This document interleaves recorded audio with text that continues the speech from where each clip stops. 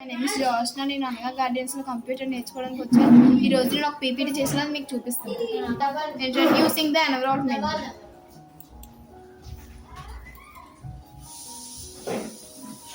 The environment is important for us.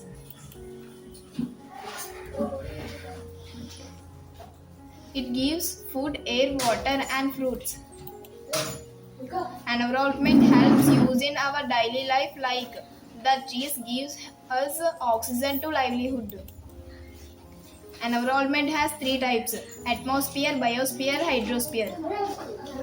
These are gives us atmosphere gives air, hydrosphere gives water, biosphere gives soil. Each one gives use to live healthily. Environment gives beautifully nature. Our country depend on environment. Thank you.